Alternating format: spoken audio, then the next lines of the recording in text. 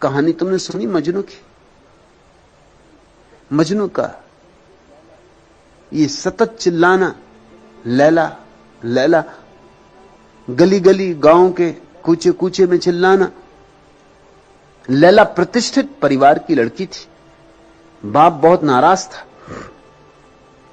मजनू की आवारागर्दी, उसकी ये आवाजें बाप के लिए भारी पड़ने लगी। बाप ने तय किया कि गांव ही छोड़ देंगे। उसने ये गांव ही छोड़ दिया। चले, बड़ा संपत्ति वाली था, बड़ा धन दौलत थी, सब लादे गए ऊंटों पर। अनेक ऊंटों का काफिला चला। लैला को भी ऊंट पर बांध दिया गया। मजनू को खबर मिली, वो गांव के बाहर जाके एक वृक्ष के नीचे खड़ा हो गया और वहीं धुन सतत लग गई, लैला लैला।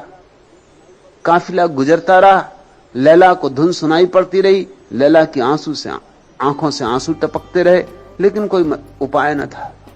काफिला दूर होता गया, मजनू की आवाज जोर से होने लगी।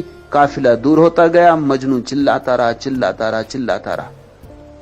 कहानी बड़ी प्रीतिकर है। ध्यान रखना, लैला मजनू की कहानी एक सूफी कहानी है। इसका संबंध साधारण प्रेम की दुनिया से नहीं है। लैला परमात्मा का प्रतीक है, सूफी भक्त का प्रतीक है, मजनू भक्त का प्रतीक है। एक सूफी आख्यान है। मजनू खड़ा ही रहा उसी वृक्ष के नीचे, उसी वृक्ष से टिका।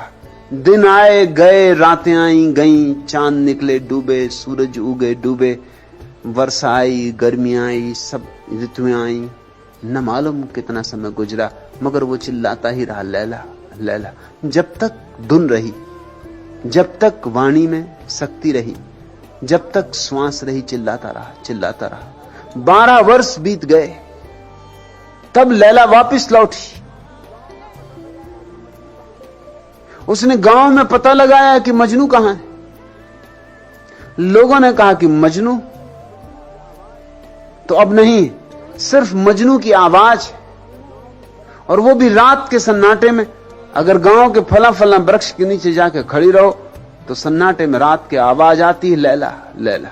मजनू का तो कुछ पता नहीं, लेकिन आवाज आती, शायद मजनू भूत हो गया या क्या हो गया। हम तो जाने से भी डरते, उस रास्ते से रात लोग गुजरते भी नहीं, क्योंकि आवाज बड़े जोर से आती। लैला गई उस वृक्ष के नीचे,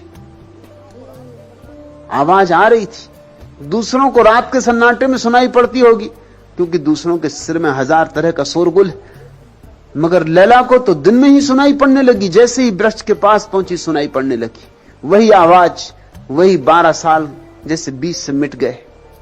और जब वो वृक्ष के पास गई तो चकित हो गई। मजनू था, मर नहीं गया था, लेकिन 12 साल वृक्ष के साथ खड़ा खड़ा वृक्ष से जुड़ गया था।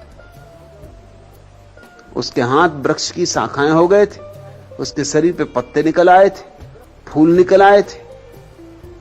अब वृक्ष का ही हिस्सा था और सारे वृक्ष से एक ही धुन निकल रही थी, लैला लैला। ये प्रीतिकर कथा है, ये भक्त की कथा है।